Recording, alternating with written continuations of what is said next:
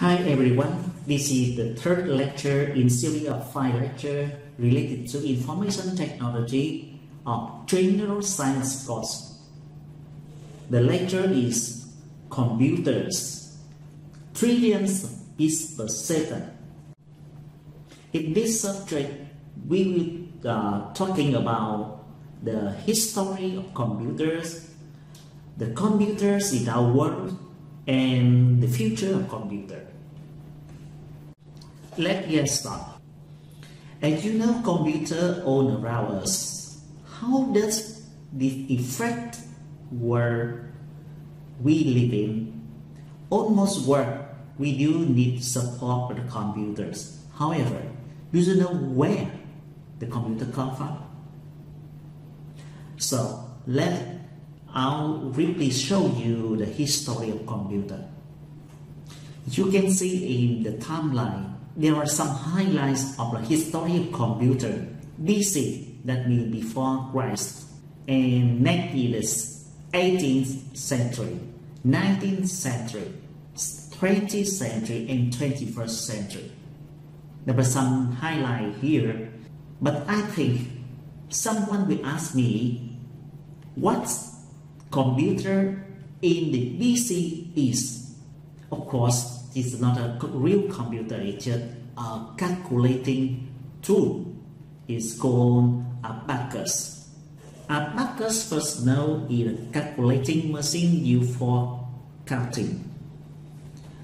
It's made by bits and rows. It's mainly used for addition, subtraction, multiplication, and division. This abacus you can see in many Chinese historical movies. However, for a long time there is no change, no innovation for computing. Until the 18th century, there are new tools for calculating. The sine rule is invented by William Euler. The sine rule is embodied by the two sets of scale that are joined together with a marginal space between them. In the 19th century, 1822, the different engine was built by Charles Babbage, British mathematician and engineer. It's capable of computing several sets of numbers and make hard copies of the results. It's 8 ton weight and 3 meter height. However, due to the lack of funding, so he was never able to complete the full-scale version of this machine. There are only 2 were built at that time. Now let's watch the video recorded at the Computer History Museum in Mountain View, California, US, describe the way the machines work. Well, welcome. My name is Alan. You can say. My name is Alan. I'm a volunteer docent here at the Computer History Museum, and I'm going to tell you the story of the man, Charles Babbage, his machine designs, and how this amazing machine behind me happened to get built and come to our museum. Julie, standing down here by her crank, is the power supply of this machine, and it takes a lot of skill. She's very skilled at managing the various load on this crank, and she has to crank very steadily because there's a lot of stuff going on. And you'll be fascinated, I think, with the story of Babbage and his times, because you probably all know what it is to come to sort of develop something a little ahead of its time. So this is a story very, very familiar to some of us. So before I even begin talking about it, it's good to study it as a moving sculpture.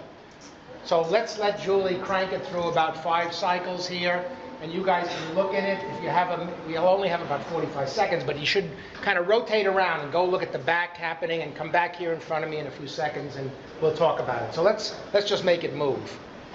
I'll get out of the way.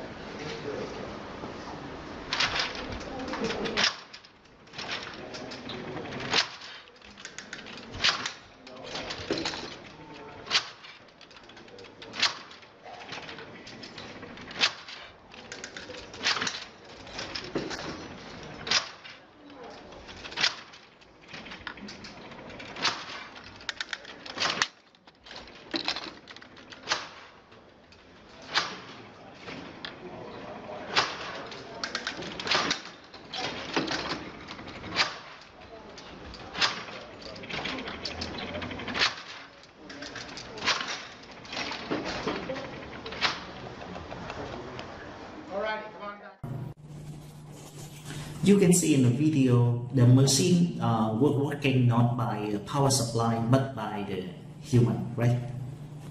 Go to another machine at the end of 19th century. Herman Holleris developed a machine using punch card for census calculating.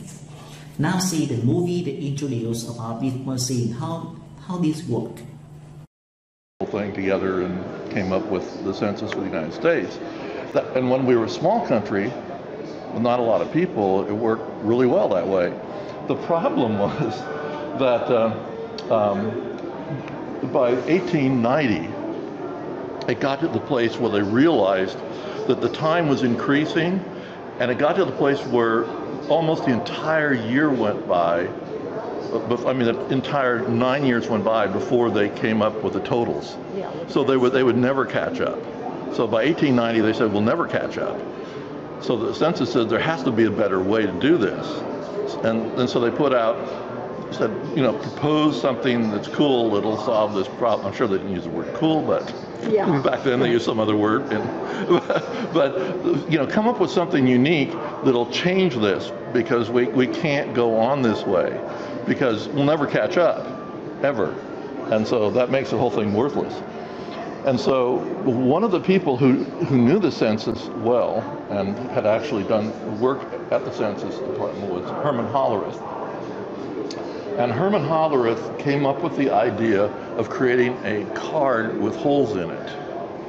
And by doing that, he came up with a very novel solution to counting, because that was one of the big issues, is adding up all this stuff.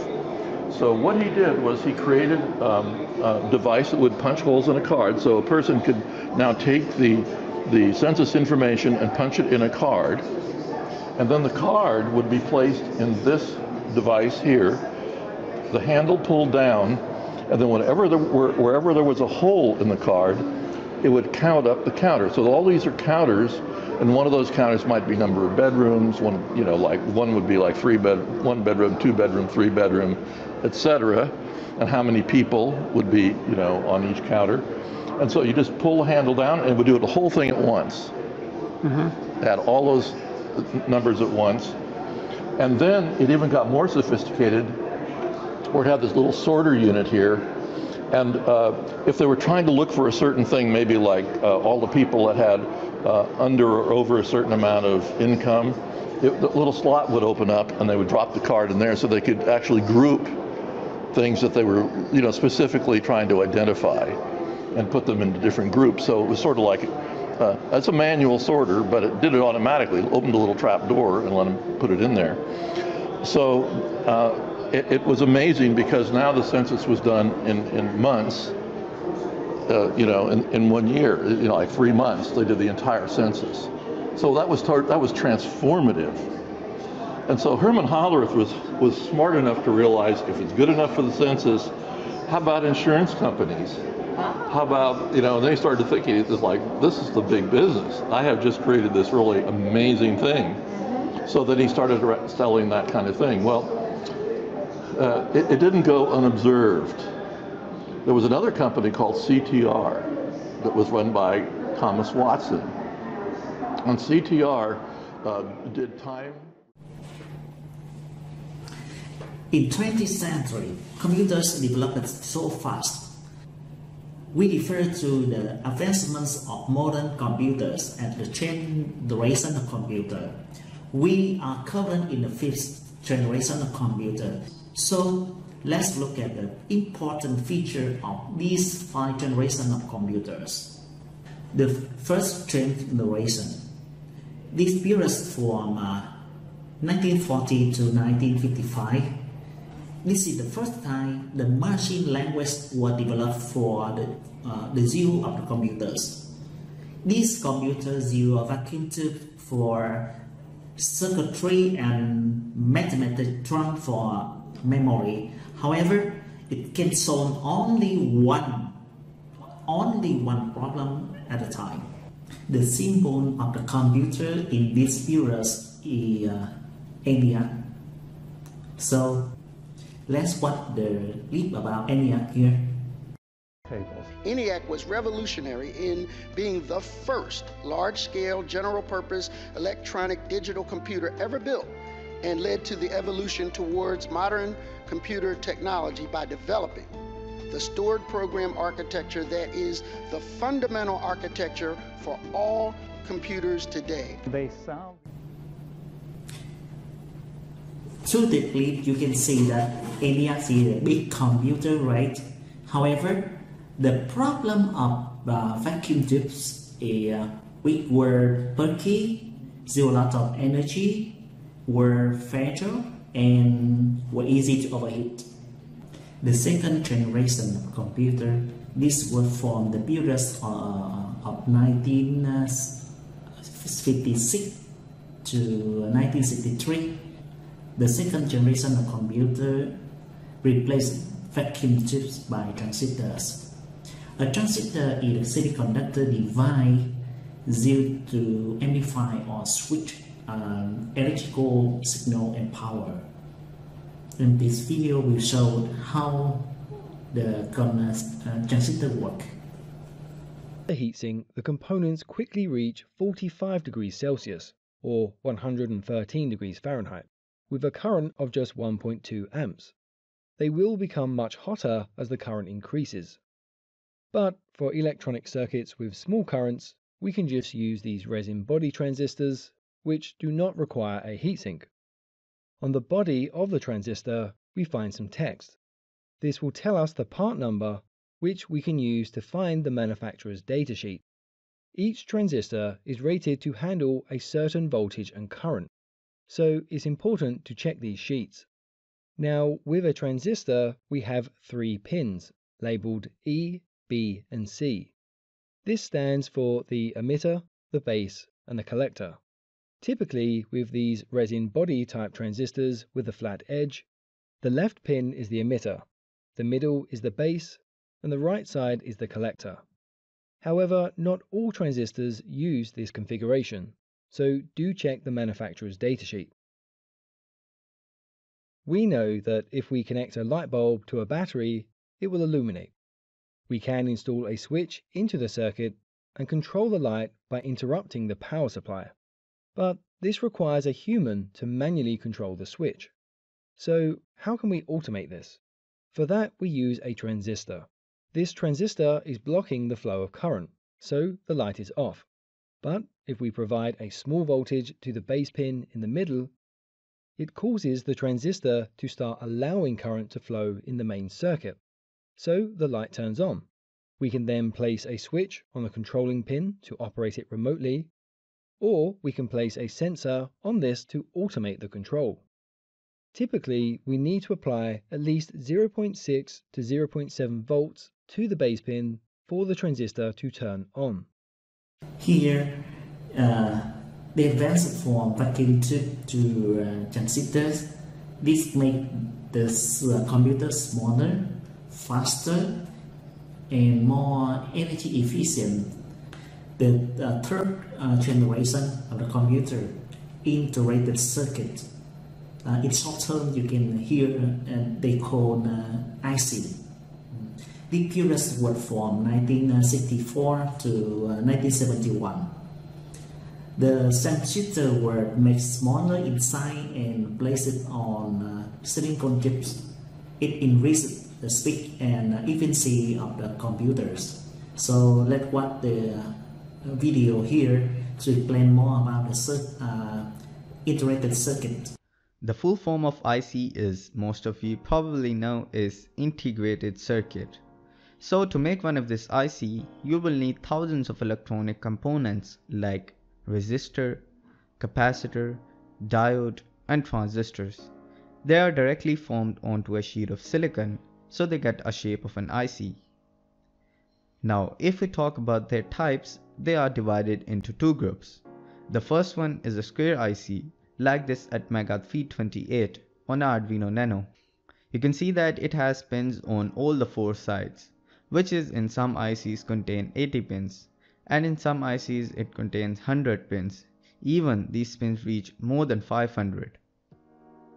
The second type of IC is a square IC, like this grandfather of all ICs, any 555 timer. You see it has pins on only two sides. That's why it is called rectangular IC. So have a look at this. If I would ask you how... So opposite to the second generation, with the integrated circuit, computers now can solve many problems at a time. This period got a very famous talk of Gordon Moore called Moore's law definition. He predicted that number of transistors on the chips grow every 24 months. Amazingly, for 45 years, it have been guideline principle of the high-tech industry. And the fourth generation computer is microprocessor. This period from 1971 to present, thousands of the integrated circuit were built onto the single chip. And these small computers become more powerful. They could be linked together to form networks. So you can see in the picture here with silicon chips with the billions of integrated circuit inside called microprocessor. Now it is usually called CPU. You can see that people can call CPU in computer now. The fifth generation of computer will come close to bring the gap between computing and thinking. Because of the advances in technology we can now. So in the picture here you can see this is Sophia robot, very famous robot like human. She gave a lot of many talk to many people in many countries. Then the next picture you can see the view of a self-driving car, and every people know here Tesla car is one of the famous car that can be that can self-driving mode. So I will just shortly overview about the history of computer. Next, I will go to the computer in our world now. Today, computer and is used real rapidly and widely throughout the world, just with the desktop, laptop, even smartphone that allow us to browse internet, access files or documents anywhere. They are used to deal with many tasks due to their varied potential. It helps to solve problems human life encounter in daily life. So, as people know, computer now it influence our life. Besides personal life need, the company, organization are still need a lot of things to store video, text, documents, audio, etc. Such as YouTube company, right? Facebook and Google. They need a huge amount of powerful computers for processing, storing data, and it's called the server, or many servers connect together in the network. It's called data center. You can see the two pictures here. The Google data center and Facebook data center. In this data center, many servers are connected together to store and share data. So what computers can help us to solve problems today? It's summarily listed here. A computer become a science artificial tool, a data processing device, a real-time control system, interactive tool, communications platform, personal plating, office equipment, graphic tool, microcomputer, universal media device, publishing platform, and a network. Obviously, computers are powerful nowadays. The question is, what is the future of computers? Future computers promise to be even faster than today's computers and smaller than a deck of cards. Perhaps they will become the size of coins and offer smart or artificial intelligence features like expert intelligence, neural network pattern recognition features, or natural language capabilities. My discussion change this built computer have made in human life is worth mentioning the changes computer bring in the near future. Some of the related changes are of artificial intelligence, machine learning, 3D printing, and of course including self-driving vehicle or space traveling. So, okay, it's just the prediction of what computer will bring in the near future. But considering what computer will be in the future, let's imagine a world where the four primary computer systems of the future: classical, photonic, hybrid, and quantum. Classical computer, this is the computer now we are using today. Photonic computer is use photon to perform computation instead of electricity. Hybrid system referring to the hybrid classical photonic system or classical quantum system. Quantum computer.